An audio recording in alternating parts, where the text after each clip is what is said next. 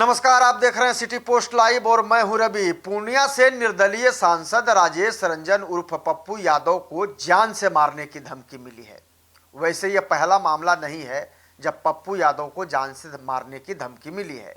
इससे पहले भी उनको कई बार जान से मारने की धमकियां मिल चुकी है। अब जान से मारने की ये नया मामला सामने आने के बाद कहीं न कहीं परेशानी बढ़ गई है।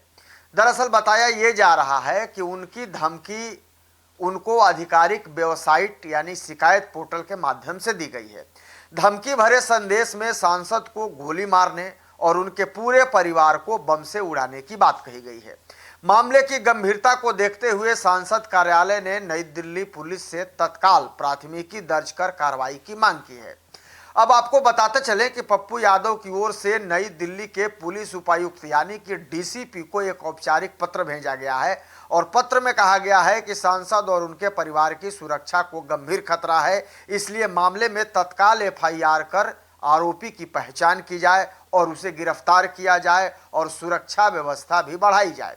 सांसद कार्यालय के अनुसार 28 जुलाई को उनकी आधिकारिक वेबसाइट pappuyadav.org के शिकायत पोर्टल पर 2 अलग अलग शिकायतें दर्ज हुई। इन संदेशों में सांसद को गोली मारकर हत्या करने और उनके पूरे परिवार को बम से उड़ाने की भी धमकी दी गई है।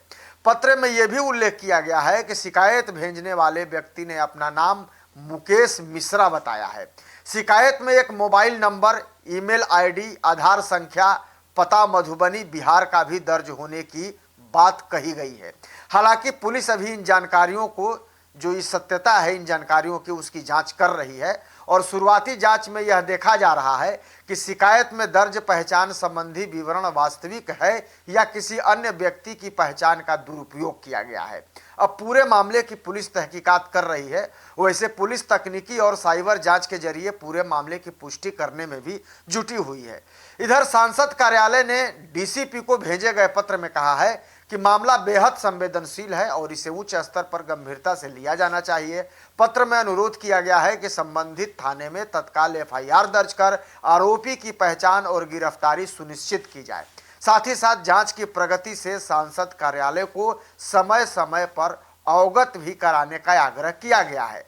पत्र में यह भी कहा गया है कि एक जनप्रतिनिधि और उनके परिवार को इस प्रकार की धमकियां मिलना लोकतांत्रिक व्यवस्था और सार्वजनिक सुरक्षा के लिहाज से काफी गंभीर विषय है। इसलिए सांसद और उनके परिजनों की सुरक्षा बढ़ाने के लिए आवश्यक निवारण कदम भी उठाए जाने चाहिए। इधर पुलिस जो है वो इस मामले की जांच शुरू कर दी है। साइबर सेल की मदद से वेबसाइट के सर्वर लॉग जो होता है और उसके अलावा शिकायत पोर्टल पर दर्ज तकनीकी जानकारी, आईपी एड्रेस और मोबाइल नंबर की जांच जो है वो पुलिस अपने तरफ से शुरू कर चुकी है।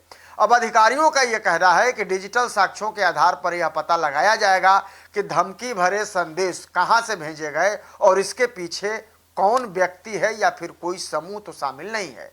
गौरतलब है कि पूर्णिया से सांसद पप्पू यादव पिछले कुछ समय से बिहार और राष्ट्रीय मुद्दों पर लगातार मुखर रहे हैं।